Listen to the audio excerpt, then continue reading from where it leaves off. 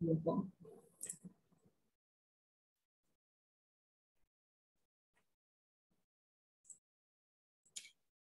So we are gathering today because of Sheridan Edge, and it is important that I acknowledge the traditional territories of several Indigenous nations that Sheridan College offices are currently located, which includes the Anishinaabe, the Haudenosaunee Confederacy, the Wendat, the Métis, and the Mississaugas of the Credit First Nation. These traditional territories are covered by the Dish with One Spoon Treaty and the Two Row One Palm Treaty, which emphasizes the importance of joint stewardship, peace, and respectful relationships. As today's session will center around you and your venture's impact, I kindly ask that you please join me in this moment of reflection. I ask that you recognize the land that you are on right now. Reflect how much this land sustains us and gives us the ability to create these impacts. Reflect on how this land is your home for you and your loved ones. Reflect on how this land grounds you each and every day. On this beautiful day on Turtle Island, I ask that you please join me on this reflection and recognize how much this land has done for you. And I'm going to pause here a little bit for personal reflections. Feel free to share it into the chat, or if you just want to take a moment to yourself.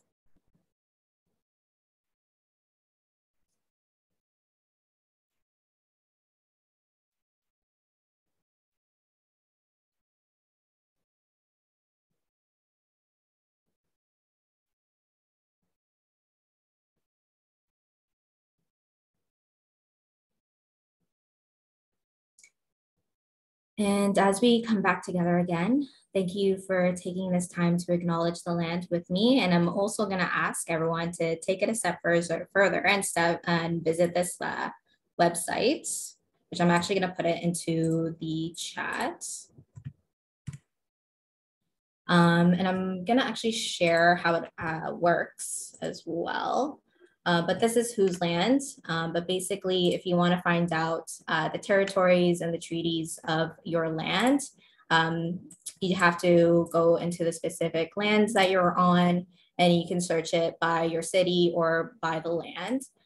So for example, if you are in Toronto,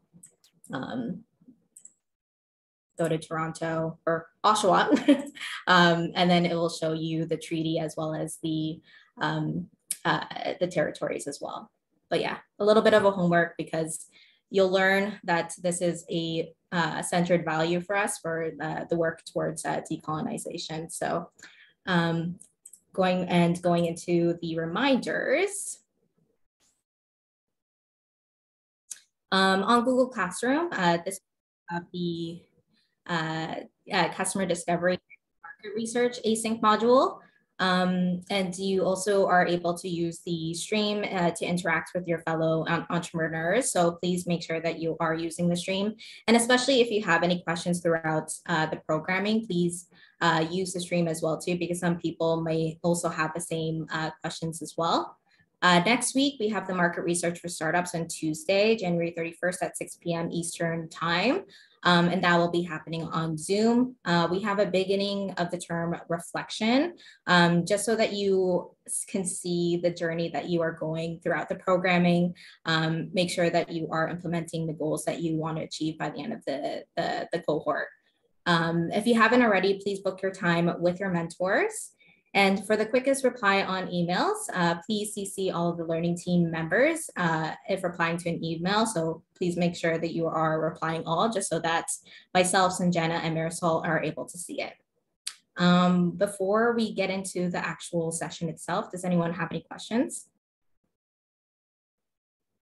Are the mentor meetings mandatory? Marisol, do you want to speak on that one? Sure. Mentor meetings are an amazing additional value to the program. They are mandatory, but however, it is important that you see the value in them. So if you want to contact with us, like if you can send me an email and explain why you feel like there is something there that you are not getting in terms of how amazing is this resource, we are more than happy to let you know, just tell you what you can get from these meetings. But yeah, officially we can say that we are inviting folks to please join the mentor meetings. We have 2 meetings every month, one with each mentor for the next 3 months, so 6 meetings in total.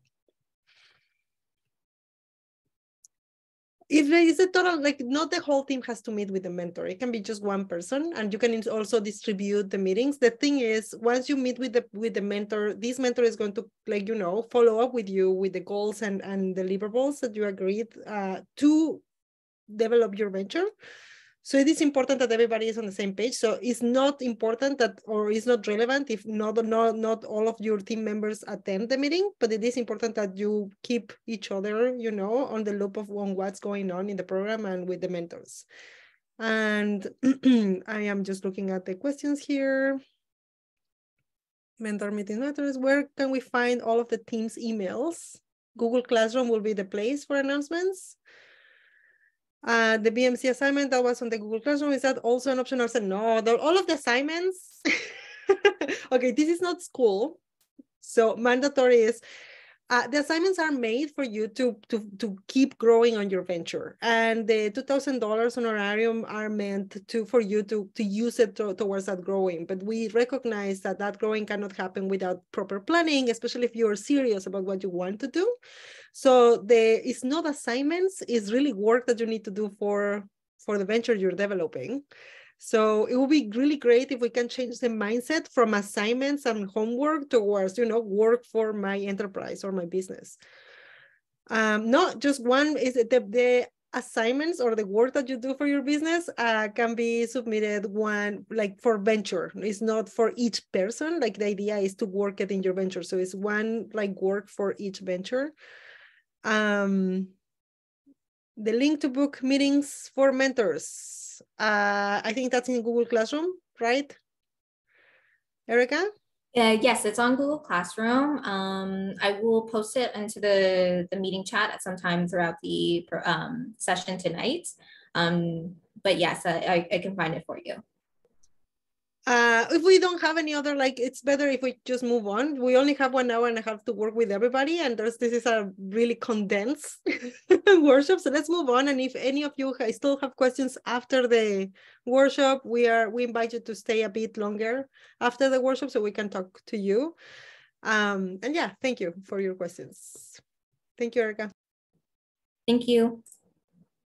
All right, so Edge Impact Entrepreneurship. So it starts with our community shared values. Hopefully you noticed by now with interacting with our team and our past members, justice, equity, diversity, inclusion, and decolonization, or JEDID, lies at the center of Edge's values. These values are interconnected and in constant motion, like the flow of the arrows in that diagram on the right. These values that are the individual identities of EDGE members and recognize the distinct knowledges and lived experiences you and other community members bring to our community. We co-create learning at EDGE, which means we value your perspective and see your experience and knowledge as important to how we learn and create impact together. And we invite you to share your vision of a better world with us. This image in the middle there is a image that was created at the Youth Changemaker Summit. So as you can see, we really foster you all living your values. I'm going to share a video which kind of centers around what we were talking about, JEDID. And we'll also possibly open it as well too, if anyone wants to comment, share how you feel, and anything else with this specific video. Equity responds, who is not at the table? Who is at the table? Equity responds, who is not at the table, and what barriers do they face in order to get here? Inclusion asks, has everyone's ideas been heard? And then justice responds, will their ideas be taken seriously if they are not a part of the majority? A great quote, but it still centers whiteness, because decolonization asks, who built the table? Why was it built? Diversity asks,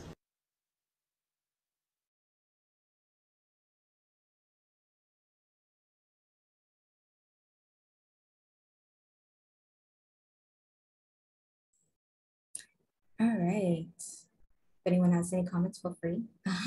But yeah, just introduction to Marisol. You already know her from the first onboarding session, but just to give a little bit of a background of who she is, and she is going to be leading today's session. With a 20-year career designing, coordinating projects and research related to social innovation across sectors, Marisol has developed successful strategies facilitating ways in which different disciplines and cultures can work together on initiatives oriented to community well-being and focused on economic growth. Her efforts have allowed her to design revenue generation strategies and social impact achievements for many kinds of organizations to explore and implement sustainability practices. Whether she is leading projects, monitoring performance, assessing impact, or providing tailored support to organizations and social entrepreneurs, she is grounded in indigenous approaches and is focused on fostering cross-sector collaboration and intercultural dialogue, oriented to promoting innovative ideas and co-creating solutions that truly address local communities' needs. Marisol, feel free to take it away. Thank you. I just want to say that Erica, like, since she didn't say anything and she's co-facilitating this with me, Erica is currently pursuing her BBA and has over 8 years of experience, almost 9, in business. Currently, her professional efforts are oriented to advancing the HR field in creating equitable experiences. She blends her experience and academic skills of communications and digital engagement with a year of integrating equity, diversity, and inclusion, grounded learning supports in the impact entrepreneurship field, collaborating with both public and private sectors, fueled by her passion to create experiences and nurture spaces that elicit a sense of grounding and belonging, either online, offline, or high flex. So that's our wonderful Erica. She's just too humble to... And thank you, Erica. So what do we mean by impact entrepreneurship here? And here I have a collection of different pictures of the kind of entrepreneurship that we do at Edge. We have social and solidarity economy. We have indigenomics,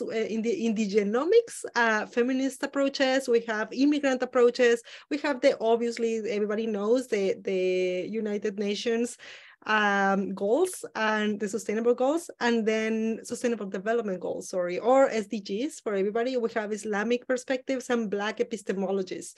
So it is super interesting how in future workshops and engaging with Edge, you're going to be learning the differences between each one of them, and also the similarities among us, being a super diverse and super collaborative community. Coming from an indigenous background, as Erica just said, my colleagues in this field and we have identified that social and solidarity economy frameworks, such as co-ops and their horizontal governance structures, these ones are the ones which offer fertile environments that foster these alternative models for economic practice and development. These models and frameworks also allow people to generate capacity building in their communities, which in turn promote proactive participation in social initiatives oriented to advocacy efforts, such as the defense and protection of indigenous territories, the protection and use of knowledges, specific distinctive knowledges and languages, and other central aspects of their cultures. Something very important to consider is that across all of these different, what we call or is called also alternative frameworks, is the focus on the woman's decision-making roles and the related gender dynamics generated by exercising this kind of, or these different approaches for entrepreneurship. So that's what we are going to start looking into right now. This first workshop is the first of 3 series that Edge specifically designed for our community to make it very, very unique in terms of how we approach entrepreneurship, and we are working in solidarity to change the world. So it's super exciting for us to be doing this with you. The next workshop is in person, it's on February 28th. Our friend Besma from Humber College is going to be coming with us, and also Pepper Brooks, who's a Black entrepreneur. And we're going to be talking about indigenous entrepreneurship, Black entrepreneurship, and Islamic entrepreneurship. It's going to be super exciting, and it's super popular too. So I urge you to make the trip. I know it's 20 plus hours in train. I am sorry for that. We are big fans and solidarity with your efforts, but I promise you it's worth it. We hope Reese also come join us for that one specifically. That one is really, really interesting to come. So, okay, so this is just a brief introduction. Can we go to the next slide, please, Erica? So the first thing we are going to do in this workshop is to start diving in like deeply into who you are, each of you are. We recognize that there are different attitudes in this field. We have, for example, the Catalyst, which is like, usually this is the program that puts together catalyst kind of people, but not only. We call catalysts those that ignite and sustain change. And these are the kind of people that aren't afraid to buck the status quo, to realize new ideas and perspectives. Their purpose revolves around accelerating evolution through trend spotting, innovation, and transformation. But then we have also in this same cohort, we already spotted a few of you that are change makers, which those are the ones that bring about transformation wherever they are. They are highly empathetic. They believe people have everything they need inside of them to change their lives for the better. So they help in nurturing that. And their purpose revolves around inner transformation and serving others, and so on. So right now, what we're going to do is to look into how do we understand each one of these and how each one of us positions and why does it matter in what we're doing at Edge. The next slide, please. So the purpose-driven entrepreneurship streams, we at Edge, we are a collaborative space that is in ongoing learning. So what we do is that the more people join our community, we keep mapping out who are we and where are we working at, with who, and how do we position ourselves and our community in the whole spectrum. So we have identified that in this spectrum of businesses, there is this, like in terms of social enterprise, there are the traditional nonprofits and the traditional for-profit, right? And the social enterprise is like right in the middle. And there is this like different colors between the traditional nonprofit and the traditional for-profit. In this slide, you're going to see a few of the characteristics of each, but here at the Edge, click at Erica, please, on that one. We don't believe any of that anymore. We think that is too constrained to our community. Our community is like way more than that. So next one, please. Through us.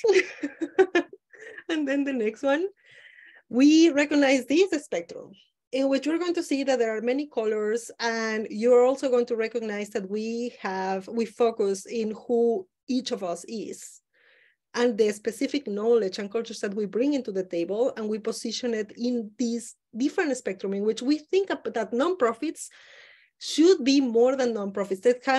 They have to work and be really strategic about what they are trying to do and change in the world. So they have to, include these entrepreneurial strategies or this entrepreneurial mind to achieve what they need to achieve. And then the businesses cannot be just businesses for profit. They have to have a purpose. It has to be like the purpose, the business has to be completely purpose driven, and it has to be grounded in each person, in each founder's values grounded again in changing the world for the best, for a better future for all of us. And in doing this, positioning how things work, well, we have seen that all of our community members tackle different sustainable development goals. So we are trying to position them, and that's the graphing in which we are like working at Edge. So if you see, we sort of like delete the traditional nonprofit, the traditional for-profit, and now we work only in the middle, but it's a middle that is constantly fluid, constantly moving, and in which there is this fluidity, and these changes are allowed, and not only allowed, but promoted to ignite innovation. The next one, please, Erica. So, in this one, if you click, Erica, you're going to see different pieces moving and everything. This slide was intended to show you a bit of the dynamics in that, how this spectrum keeps moving. People can be the catalyst at one point, but then they become the connector, they can move, and then they become a change maker, but then they have to be creators. That is a strategy that we have to develop in terms of doing the social change that we believe we can do. So now we want to invite you, to each one of you, to click on the link that we're going to put on the chat. And it's a little quiz that is going to take you like 10 minutes to do. Erica, I don't know if we can maybe put the quiz in the screen so they can see the page they're going to see. Please, thank you. So that's what you're going to see. And you're going to see it's a rapid quiz, and it's intended, it's a learning tool that we use at Edge, just to have our members to have a little diving into reflection. What kind of attitude I have right now. Recognizing it changes, it's nothing static, and please don't take this as an official diagnosis for anything. This is just a tool for learning and reflection. So we're going to give you 5, 10, how many minutes? Like 7 minutes, Erica? Yeah? While we listen to some amazing music from Erica's playlists. She's the best for this kind of stuff. Hopefully without the commercials, but we have to economize. So you're gonna have to bear for some ads, I'm sorry, but yeah. We use all of the funds for the honorarium, so I'm trying to make the best with the rest.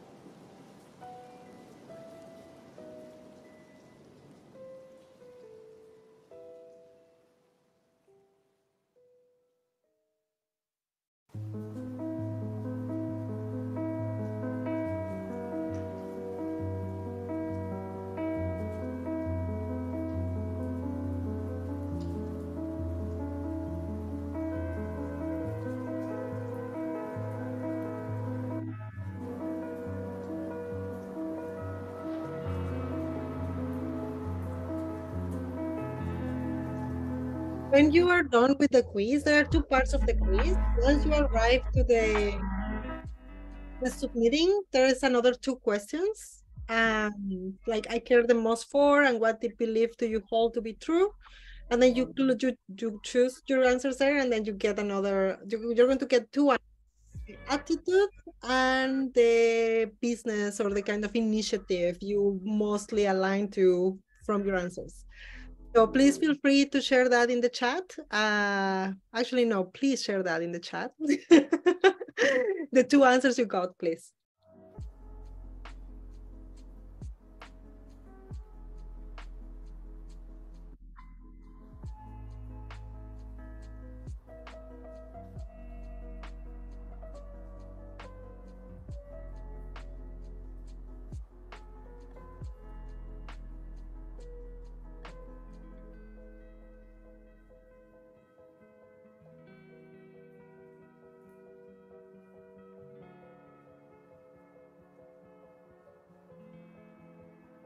we have nonprofits, change makers, creator, facilitator,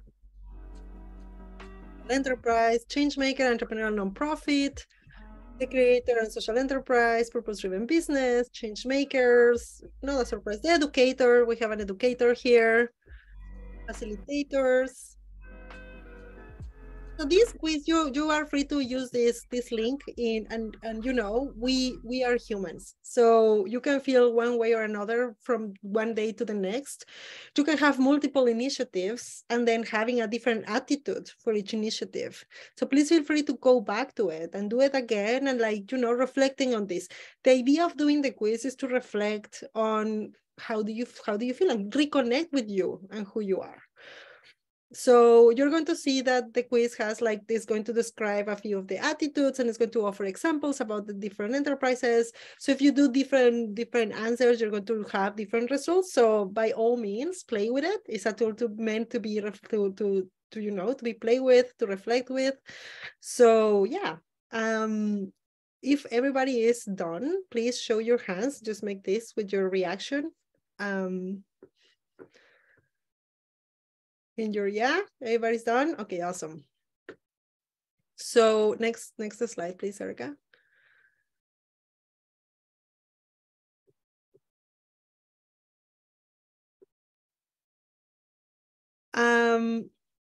So I don't know if you knew, but last week was the World Economic Forum 2023. Did you know? Who of you were following the WEF 23? Yes, oh, Reese, of course. Yeah, of course. We're going to show you a video for those of you who haven't seen the quiz. I'm sorry, the WEF. I mean, wondering if you have your hand up. Is that just to show that you're done, or do you have a question or a comment? Minji? Sorry, yeah. Okay. Erica, can you please play on the video?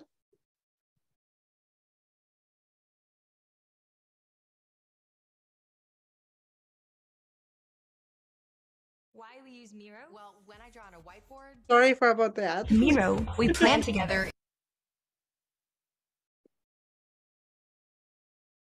Video will show you how to win StratSim Management.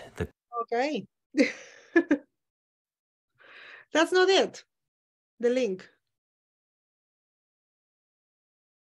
Interesting.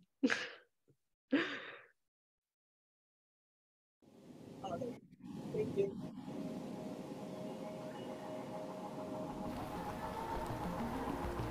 We see rising inflation.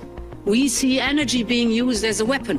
We see threats of trade wars and the return of confrontational geopolitics. Зараз є загроза обвалу того життя, до якого звикли люди в світі. Яким може бути життя у світі, якщо буде дозволено бити з танків по атомним станціям? Tragedies are outpacing life.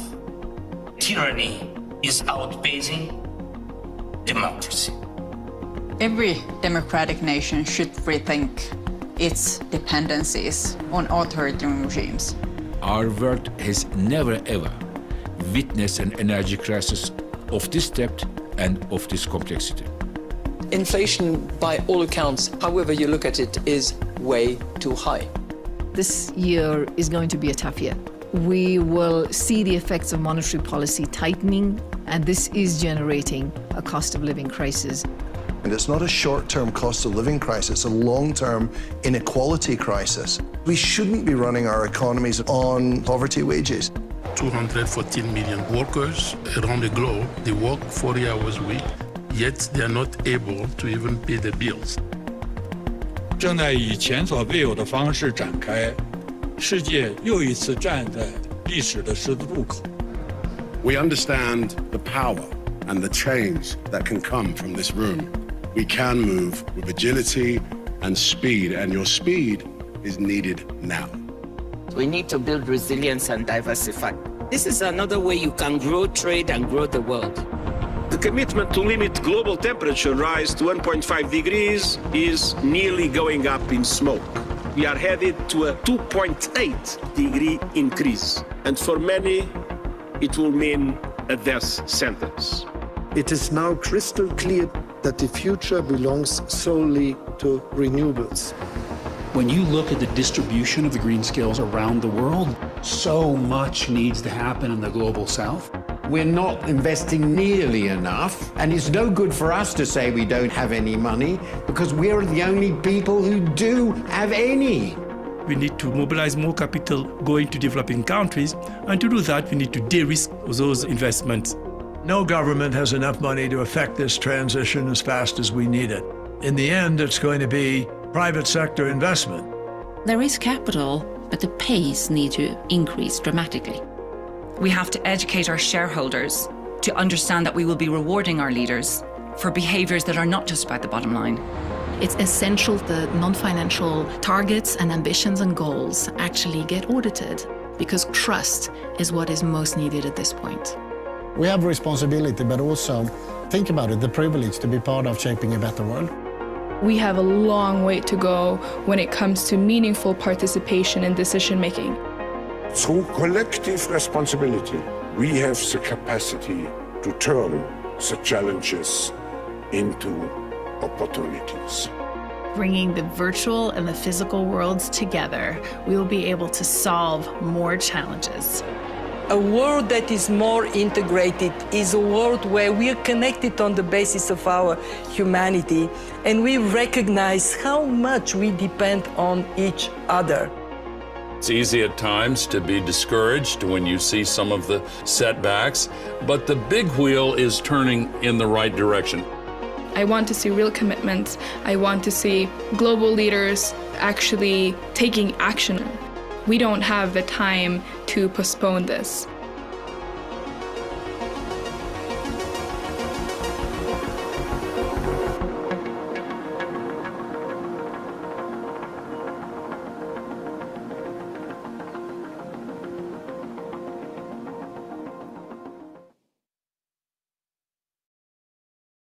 Thank you, Erica. We're going to open for a few minutes the table for a few comments before moving forward, just to like breathe a bit, also digest what you just saw, and putting it in perspective who we are and who the attitudes and characteristics that we're discovering about us, and connecting it with what we just saw in terms of what the world needs, or at least what these people in the Davos conference think the world needs. So let's give it a few minutes.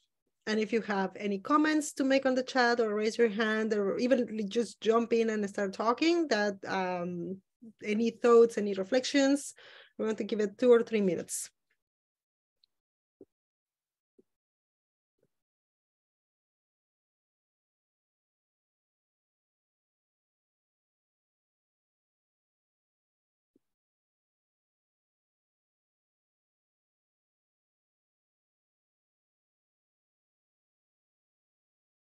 Sydney, go ahead.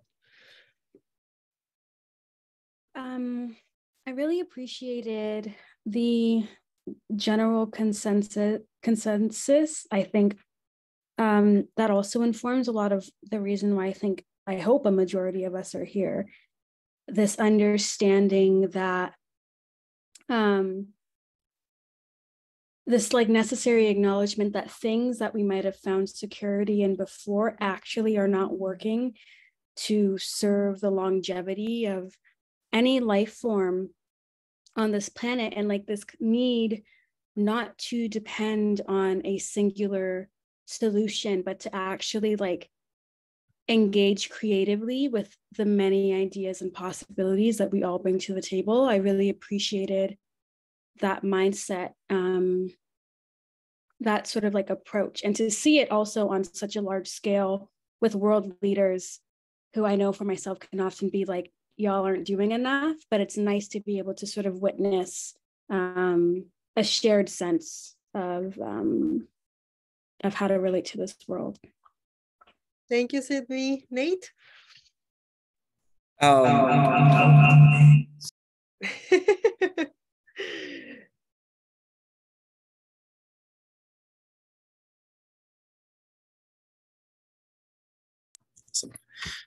I was just mentioning with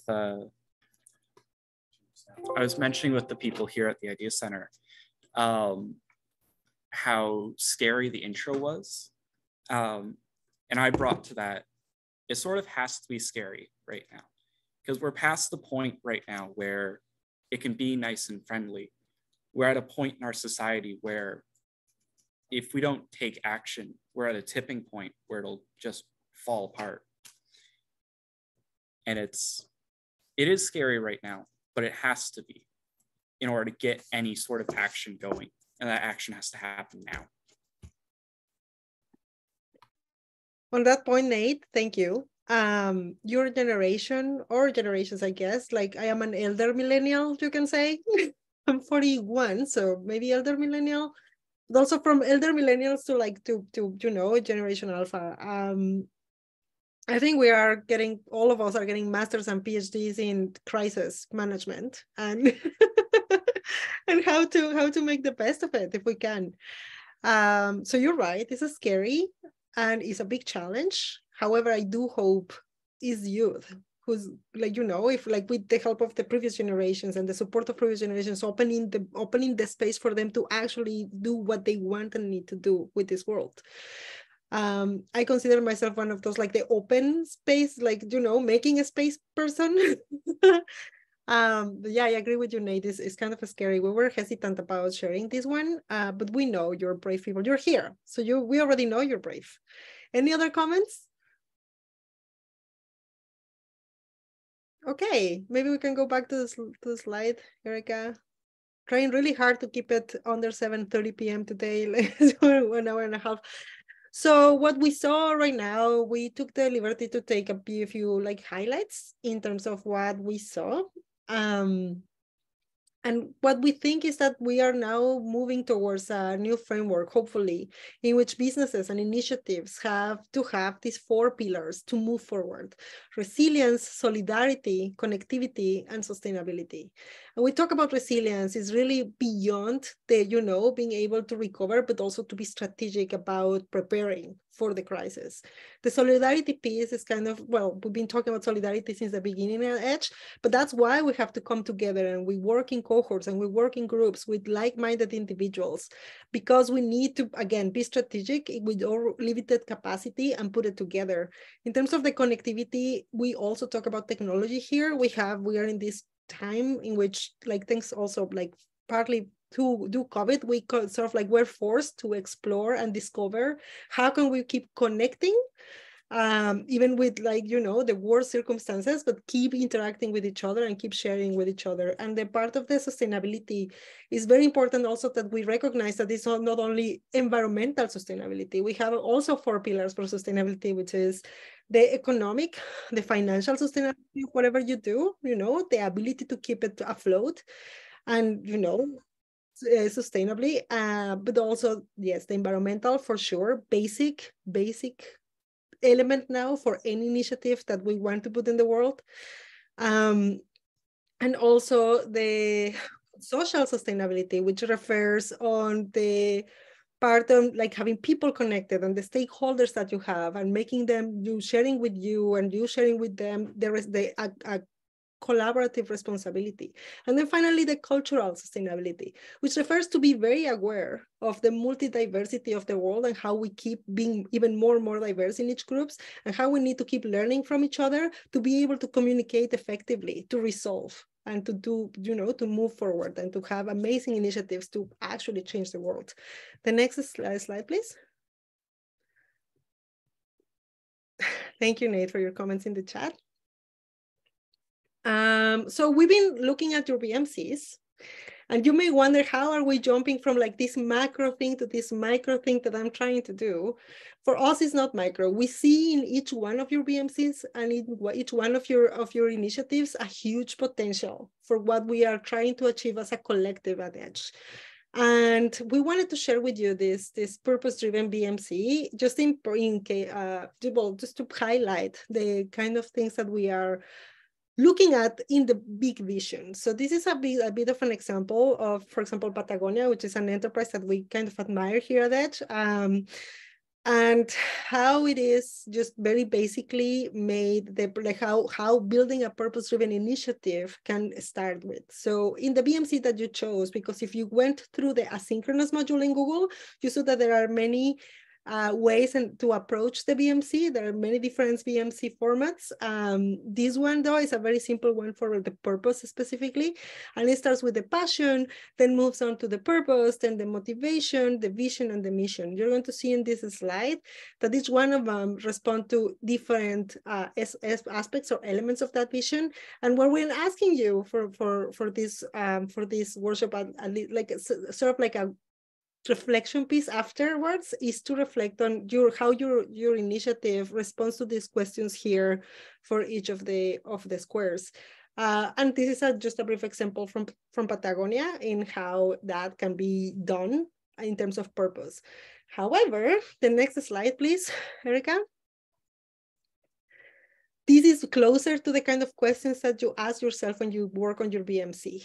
Each one of you are going to receive feedback about the BMC that you submitted through Google. We noticed that most of you submitted a bit late, so we're a bit late also in looking into putting the feedback in. But we have a few highlights to share with you, and here Erica is going to also jump in and correct me if I'm wrong, or because we are the learning team and also the advisors that we have at Edge. We're looking at the BMCs together and offering specific feedback to move on. But in terms of the highlights that we saw is, well, first of all, you're having all great vision for your companies and your initiatives, which is very, exciting. We are also noticing that most of you are already thinking on things like sales and moving forward with connecting with people. How am I going to be doing my networking, and how am I going to be positioning my product, which is great. And also, we notice also that there are different stages of reflection. There are people who are super specific and distinctive with each of the parts of the BMC. Thank you for doing that. For those of you who were a bit more schematic and monosyllable, use monosyllables to answer, we invite you to make a bit more reflection about the specific things for each of the squares. The BMC is intended to be an original, the basic plan, but it's also a work in progress. After you do this, we're going to be moving towards the program, and you're going to be getting more and more information, and then you're going to be plugging in and including more information and details to the BMC. The BMC is the best way also to get collaborators, investors, funders, people who you want to bring in your initiative at a more strategic level. So it's very important for you to keep working on this and keeping it in mind. Picture something like the vision board for your lives. The BMC is like the vision board for your company. So there are a ton of tools apps that you can download in your phone to go to do your BMC and having it in mind and organize activities around each one of the things. Please explore all of those tools. Technology is our friend right now, and if you have the accessible tools through internet, please use them, explore them. Let us know if you find something exciting. We also have a few from us. You're going to be looking at different workshops in the future in which we're going to be sharing a few of those tools. But yeah, that was the intention of the BMC. And again, you're going to be receiving specific independent feedback for each one of your BMCs. Erica, something you would like to add?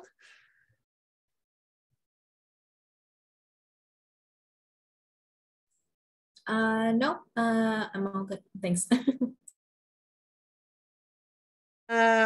Although we want to use this opportunity, just looking at the time, we still have 3 minutes before moving forward. 3 or 4 minutes. If you have any questions, when you were doing the BMC, are there any questions that arise? Remember that the BMC, working on the BMC was accompanied by the module that you saw asynchronously. So we hope all of you had access, timely access to that before submitting your BMC. And again, don't feel pressured about, yes, we have deadlines and it's encouraged for you to deliver. However, we understand that the world happens. And if you have any challenges going on, please let us know in advance and we will do our best to accommodate around it. Another thing about this is you have your mentors. So a good idea to start a mentorship meeting will be showing them your BMC so they can have a better idea and they can give you more specific feedback based on each of their expertises. Any comments at this point?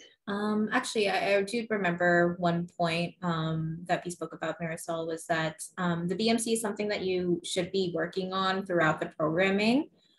So by the end of the program, like you should have a really, really refined BMC.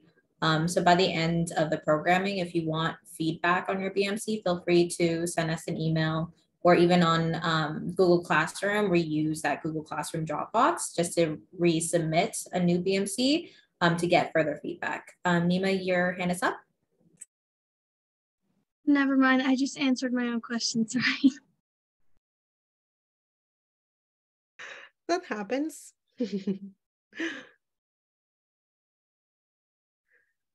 Okay, yes, so just echoing Erica's comments, keep in mind that yes, you will be continuously editing and refining your BMC, and also try to play with different BMCs. We put forward a few formats, but there are a ton out there, and again, there's something for like Black entrepreneurs, there's something for immigrants, there's something for like if you have an advocacy piece in mind that you would like to link your company with. Those are amazing tools to do so. Just a reflection piece to sit down and say, oh, I didn't think how to connect the dots on this one. Yes, I'm doing an environmental, initiative, but I'm very interested in, human rights. How am I going to connect the dots? Well, there are tools for that, and BMC is a really good way to, do that dots connection and also, make the different elements to speak to each other. The next one, please. So in terms of what we are connecting now between what we saw in what is happening in the world and the initiatives that we have, the person that you are, if you notice, we're going into kind of on a funnel. We start with you, Edge as our community, and then, what is happening in the world, and then what are you doing? What is the connecting piece between those two is your initiative. So something that makes us worry at Edge is that when people like you come to us to grow your initiatives, to think about your initiatives, most of the people that come with these illusions, these biases that we have here in the screen. I'm sure you know this, but most of the people that we have, especially the people who are not you, that already have an initiative going on and is purely for profit, and they want to include some sort of like a social initiative into it, most of them come with these prejudices against the social impact aspects. For example, that including any social obligations is going to make a huge dent in the financial performance of the company, or that it's super costly to be involving with, to be included in terms of social and environmental issues, or even, including EDI, meaning equity, diversity, inclusion, decolonization issues into your company, thinking in lawyers and litigations and all of that. Or that including a more sustainable, environmentally sustainable way to do business is going to be super expensive, and that it is required. And so there's this kind of resentment about, but I'm busy making money. Why are you I'm barely making it, and you're making me do this? So coming with this attitude is something that is natural. So we want to first acknowledge that the justice exists. It does feel like a burden, especially for those people that have been working in this system for too long, maybe, and are used to the to the status quo. However, we also discovered from our community that are more open to see this not as a as a cost, but as an investment. And not only an investment in terms of money, but an investment in terms of investing their hearts in an initiative that is worth the time and the effort. All of us here, we have limited capacity, and we want to make sure that what we are doing is aligned with our hearts and our values, and is worth it, right? Because our time is precious. The next one, please, Erica. So, how businesses, if you remember in the video, they say at some point that is the businesses who are going to be leading this change in the world. I'm a bit, biased about it. Like, I'm not completely sure. However, I do know that these right now, people who are the most powerful people, the most important relevant decision makers in the world are business owners. The 1% business owners. So they are actually driving the wheel. They hold the wheel of the world right now. And in terms of being, start thinking or changing our mindsets from like business just being a business to make money to business being a driver or leader of change is a big challenge. Edge is in that field right now. We're in the field of transforming, regular business owners to change makers, to lead to, drivers of change. So if you read the slide, I'm not a big fan of people reading the slide, but I'm not going to repeat what it says there. But we talk about 3 elements: the leadership, the agency, and the motivation.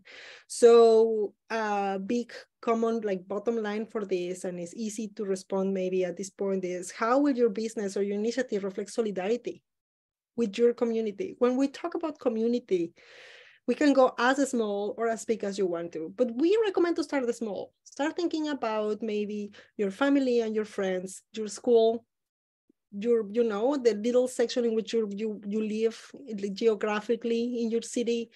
How is your business or initiative impacting the people who are most close to you? Your pet, include that in the mapping of the impact.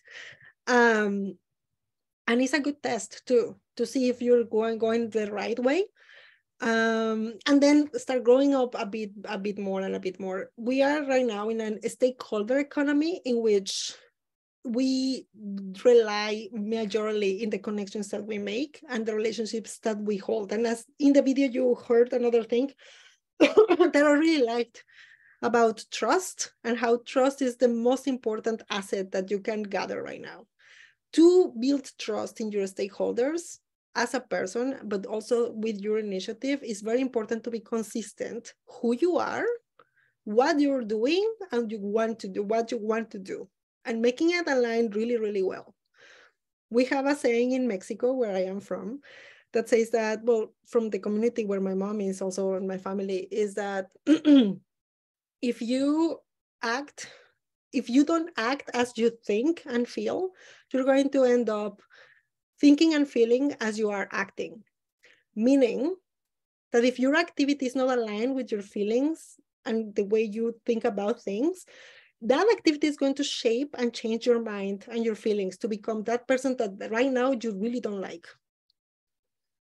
So we have to be super careful about that consistency to build trust with our communities. The next one, please, Erica.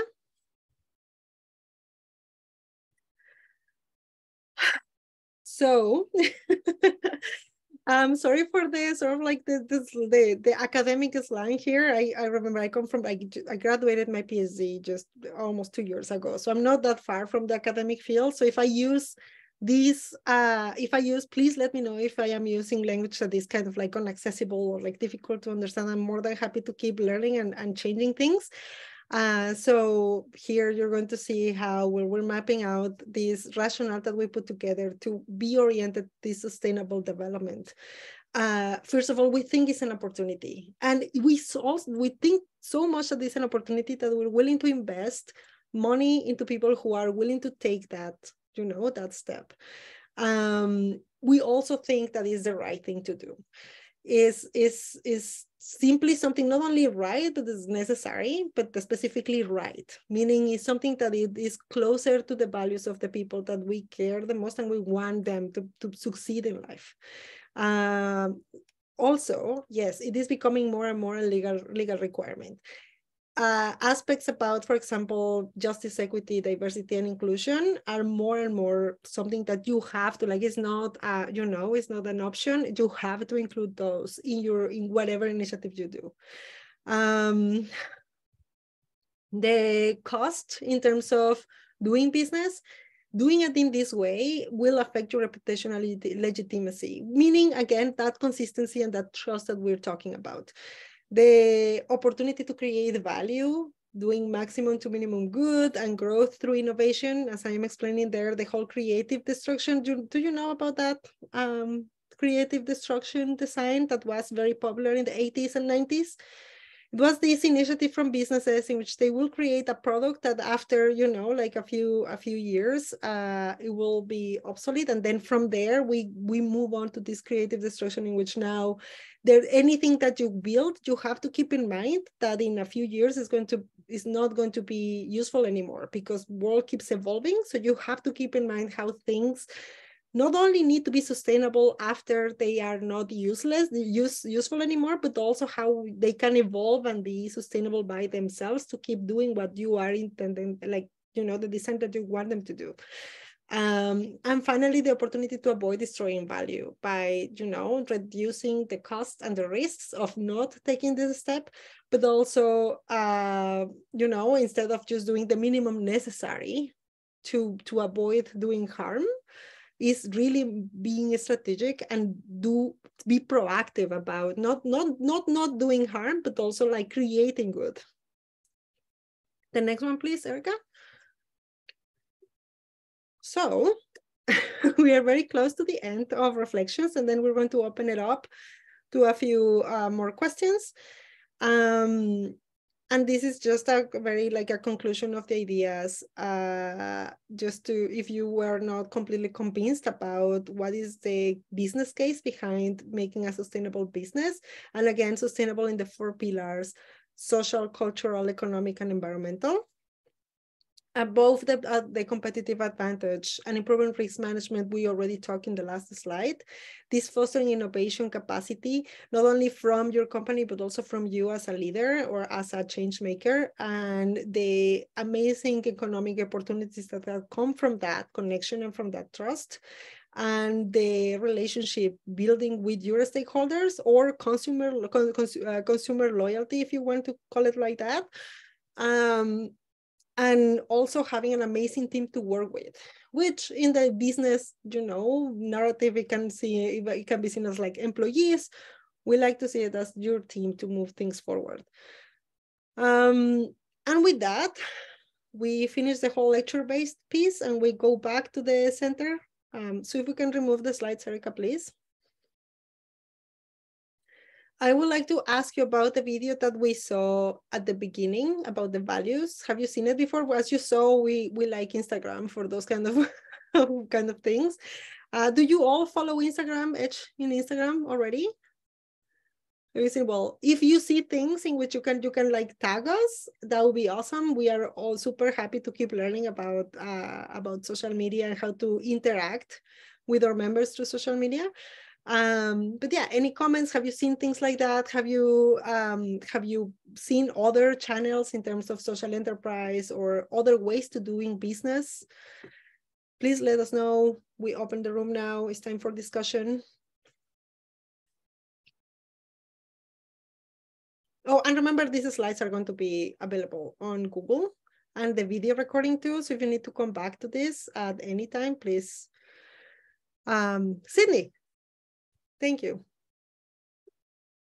This is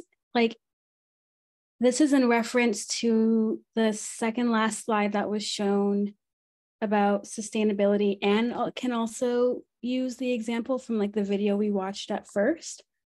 But I was thinking about the last part that talked about like not causing harm or like acceptable harm or moving from that space. And one of the things I've been thinking about is sort of, especially in relationship to trust, but the relationship between like harm and repair, which I think acknowledges that like in trying to build this like better world and whatever that looks like we are bound to make mistakes and we're bound to like enact and like return to certain like habits and ways of being and replicating like cultures of whiteness, replicating cultures of domination. And if you cause harm, being willing to be held accountable to that harm, which I think repairs, so then there is trust, which moves away from that like narrative of perfection. And I was just thinking about sort of like that relationship, which I think is also very critical, because I think nowadays where we can acknowledge that a lot of corporations cause harm often, and that we get extra frustrated because they're not willing to be held accountable to that harm, and how beautiful that shift would be if we approach like our businesses and our just like day-to-day lives from that space of like, I know I'm human and I'm going to make mistakes, and I'm willing to be held accountable to that mistakes if that pushes us towards like the better path. So that was just a reflection that arrived. Thank you, Sydney. Yeah, echoing your comments in terms of, you made me think about the initiative of Truth and Reconciliation in Canada towards Indigenous peoples, and how, well, I am right now teaching a course about management thought, and I have grounded the whole course about how to engage meaningfully with Indigenous stakeholders. And yeah, there's a whole call for action for businesses in terms of how we can do better, like business can do better in terms of building reconciliation. And that harm, like that part that you just said is like literally something that comes first when you engage Indigenous advisors into the initiative, and they tell you, it's, if you're trying, it's normal to make mistakes, and just do your research and move forward and acknowledge and move forward. It's something that we understand and recognize. So thank you so much, Sydney. Nate? I know this is slightly off topic from what you were just talking about. As you were discussing earlier about planned obsolescence and making sure that the products that you create are sustainable for the future. I don't know if I necessarily agree with that. You should plan for your product to become obsolete, and that you should plan for it to degrade. I feel like a better approach, and this is my own opinion here, a better approach is to create a product that will last the generations, that will last 20, 30 years down the line. I know for me personally, I think that if you develop a better product, it will create less waste. And if I can have my children using it, that will make me happier with the product that I've developed. Thank you, Nate. Absolutely. I'm sorry if that was misunderstood in terms of, what is creative destruction here. It's sorry, did you finish? I can see your hand is still up, and I don't want to interrupt you. That was a mistake. Thank you. It is super important though that here we are not only developing products but also services, and the whole approach about how to make an initiative, right? So in terms of how these behaviors and the way in which, I think the bottom line lesson here is to understand that the way we see the world right now is going to, we are going to change. We're going to be different people in 10 years from now, which means whatever we create right now might not be as relevant, or might not be as the thing that we wanted to be in the future either in 10 years, right? So having that in mind, just having it in mind, is something that can put us a bit forward in terms of having a competitive advantage. And competitive meaning, against the crisis that we're trying, not against other people or against other products, but against, the huge problem that we have in the world right now in terms of a crisis. Nima? Hey, yeah, I think the essence of what you're saying to me is that the key to having that mindset is just to be open-minded. That way in the future, you can guarantee or increase your advantages of success knowing that you're willing to adapt to the environments. Because I think a lot of the reasons why people were not able to change is because, one, we're terrified of it not working. When we get used to something, we usually stick to it, and it's scary to think that there might be something better than that. But I think that's the essence of, that's what I take from that message. I think it's important to be open-minded. Being adaptive is a huge aspect of the ongoing learning organization, the continuous learning organization, which I think all of you are here to embed that into your initiatives, being ongoing, learning continuously on how to do better, how to perform better, but also how to include things to make a better world. Thank you so much, Nima. We now have 15 minutes before we finish. I just want to invite you to go back to the initial topic of our conversation. We call this workshop Impact Entrepreneurship Streams. And the idea behind that is that after all of this context that we just provided you, for you to think, what kind of initiative are you doing? Are you doing an entrepreneurial nonprofit? And how that entrepreneurial part is going to be embedded in that, like in terms of entrepreneurial, meaning, you know, being strategic about the mindset in doing a nonprofit, or if you are a purpose-driven business, or if you are a social enterprise in which you're going to have both of those characteristics. A final part about that, and we're going to have a legal workshop eventually, but in Canada, there is not, like, we don't have something for social enterprises specifically. There are other places, for example, in Europe, South America, there's a whole, you know, comprehensive policy around building social enterprises, but Canada is still behind in terms of building sustainable enterprises policies, specifically financial policies behind it. So what organizations are doing is to have maybe a purpose-driven business hands with hand, like touching hands with another alternative parallel initiative, which is a nonprofit. And then they support each other, meaning the revenue generation for this fits into that one, and the, you know, the social impact from this fits into this one. So that will be a good strategy. Again, we're going to have a legal bootcamp about it, so that will be a good idea to like look into for that workshop. But for now, in terms of the streams, the 3 streams that we have, which one do you think you have in hands with your initiative? Please put it in the chat. And while we do that, any other questions and that you have about the topic and about other things in the program? We now have 14 minutes to go into that, and also doing the final slides, Erica.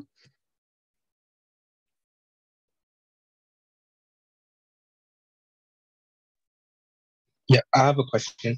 I'm wondering, so because I got the purpose-driven business result, and I'm just wondering, purpose-driven business is a business that makes profit, but on the back end, it could do like somehow charity.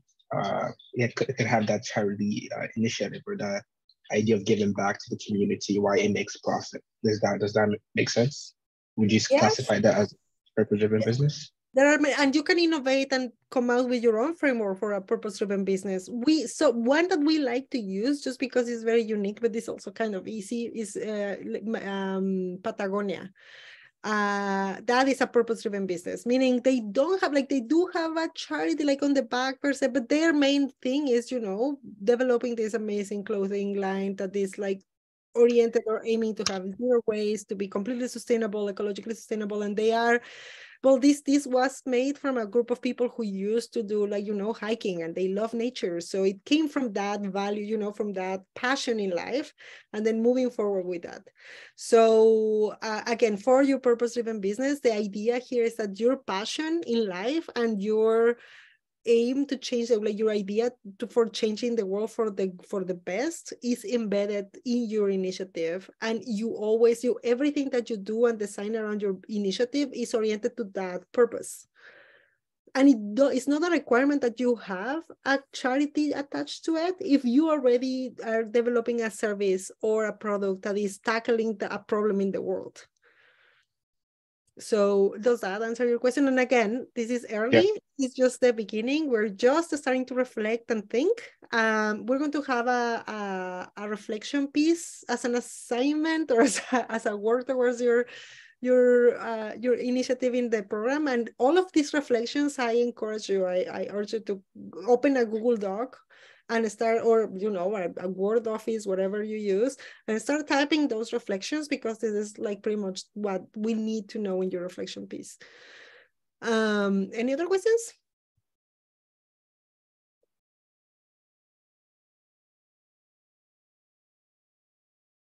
So we have a ton of purpose-driven, social enterprises, which again is a huge challenge.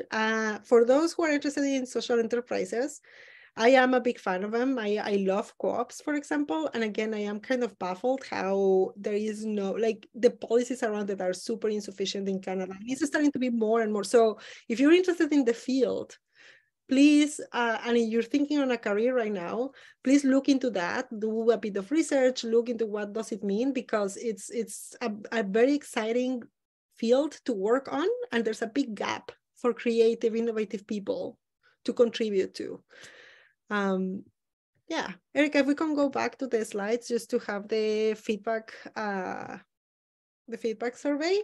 As you know, and you will see for the next of the workshops, we want to hear from you. We want to hear what you think about this workshop. What did you learn? How do you feel it contributed to your enterprise? So please take a moment to either click on the link that Erica is sharing in the chat, or use your cell phone to that QR code, and please submit your answers for the survey. And the other thing that I wanted to tell you is that, well, first of all, thank you for being here, for giving us the space to think about these issues. And also, we're here for you. Please reach out. And we do have two things to ask you before you log off. It's 7:21 right now, Erica. So we need some people to stay a bit with us after we say goodbye. I think we can reach out to them through the chat, maybe, Erica, or should we just mention? What do you think? One of them I've already spoken to beforehand, but the second person I will type into the chat. Thank you. Any other questions? Comments? Yes. We're going to stay here until 7:40 or so. So we're about to finish now. Please make sure to submit the survey. Yeah? I have a question just regarding the, I believe the pitch competition, which is coming up February 6th. I just wanted a little bit more information about that. So I'm assuming there's a deadline, right, to submit the, I guess, your pitch deck, right? How does that process work? If you could just elaborate on that. Sure. There is a webpage, I think, a landing page. This is the Sauga Pitch Competition is being organized by us, by IDEA, which is the Mississauga Entrepreneurship Center, and the ICUBE, the University of Toronto in Mississauga Entrepreneurship Hub. And yes, all of you are encouraged to apply. We specifically designed the pitch, having the asynchronous pitch modules, pitch preparation modules, and the feedback in the program, so you are ready to go with that feedback to the pitch competition. If you're ready, if you feel ready to apply right now. It's sort of like a format that you fill out. And I think all of you will be able to apply with the information that you already submitted in the application for this program. So you already have those, half of the answers already there, or more, maybe more. If you still have some questions about what can you include, we are part of the committee assessing the applications. So we cannot give you like a specific, key answers about it, but we can tell you if you're going in a good, if you're going in a good direction with it. So if you want a bit of more feedback, please apply. Please send us an email. However, I can tell you, all of you, just by the way you submitted your application for this program, will be more or less ready to apply. There's an early stage, and all of you are candidates for the early stage competition. It's just once a year. Ashley, for the Sauga pitch competition, if it's once a year, is that the question?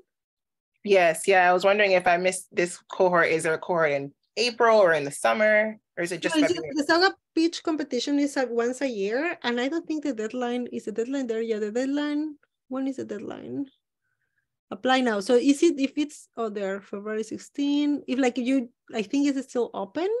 I honestly don't remember if we have a deadline, and it doesn't say so there, is it? It does have a deadline. It's on Google Classroom. February 6th. February 6th is the application deadline. Okay, thank you. No problem.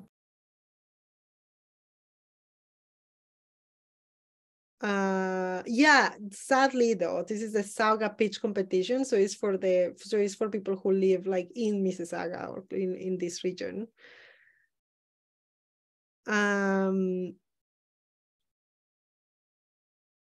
what is something is happening in the chat that I'm not understanding. Paige Thorban. Oop. I don't understand. Something is happening in the chat, but with this, we're okay. We're okay. Someone was asking Paige a question, I think. No, so. Okay, do you want to clarify that? Yeah. Okay, don't worry about the Paige comment. You can jump to the next one. Although, sorry, Aslan, I think the form that you sent, there is a question about Paige, like the reflection form at the end. Oh, yes. There's a question about Paige, and we weren't sure what to answer for that, I think. Oh, I see.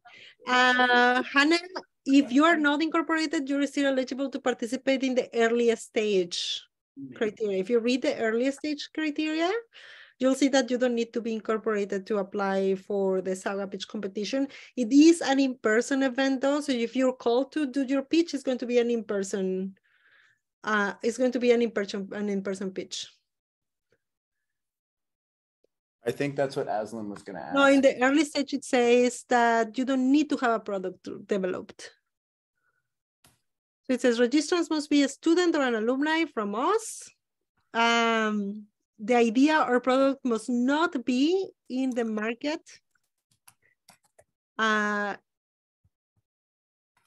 Aslan, is there a question from Aslan? Go, Aslan, now. Yeah. I was just confused on if I don't have my volume on, so I can't hear that. Right. I'll turn it up. But you can ask the question. Okay. I'm confused on if we can participate, like, because we're not there. Virtually. So, can we do it virtually at all? Ask if you can pitch live virtually.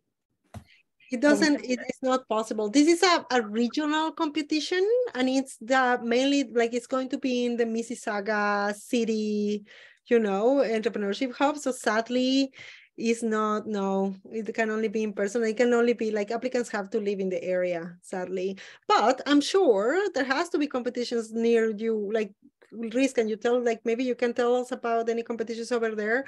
We try to accommodate the pitch feedback and the pitch preparation before the competition, so you can have that. And Hannah, if you are already in the market, but you're not incorporated, that counts as not being in the market yet. It doesn't, that's sort of a gray area, but officially you shouldn't be, being in the market if you are not incorporated. So you can pitch, apply for the early stage.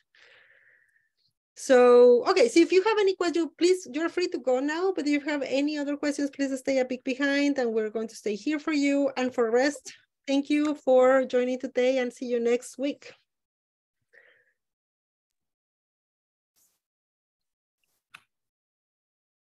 Marisol, can I ask you a couple quick questions? Sure. If you don't mind that everybody's listening, everybody who's staying here.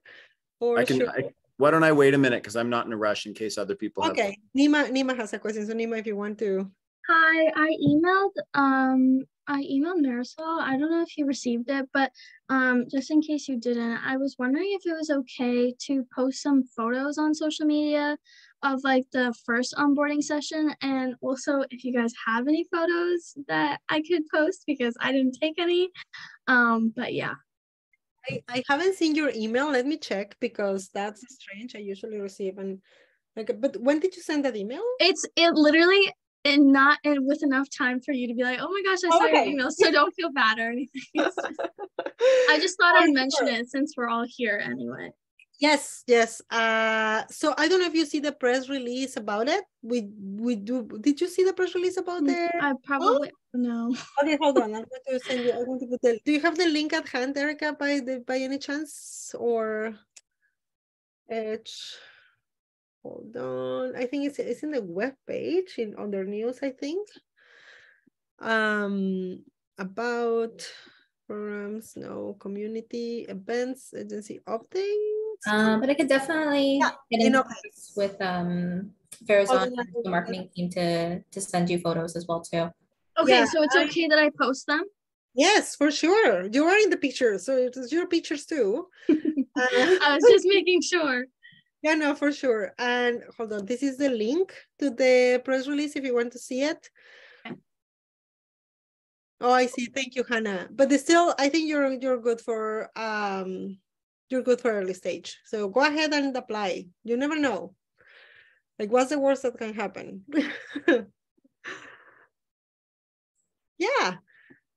Any other questions? Sorry, I can see another hand there. Thank you, Nima. I think that might be a Wade. Hey. So, is that a Wade? I just want to make a quick question. Where will I access the recordings, like the recording to this meeting and as well as the last week's meeting? They're going to be posted in the Google Classroom, right, Erica? Yes. I'll share my screen. I'm not so sure where exactly. Yeah, I'm gonna share my screen so that way you can see where. All right. So that way you can see. But for last week, if you go into the classwork, underneath introduction, there is the onboarding. We didn't do the recording for last week just because it was in a hybrid situation. So. All right. But there is the slide deck. If there is anything in particular that you're having any questions on, feel free to reach out. But for anything in next coming weeks, tonight's session will be in week 1. All right. Oh, so I thought this is the second week. Oh. No, it's week 2. Oh. The onboarding session doesn't really count into the programming, the workshops and the learning workshops. It was just the welcoming. Any other questions? I know Reese is waiting. All right, thank you.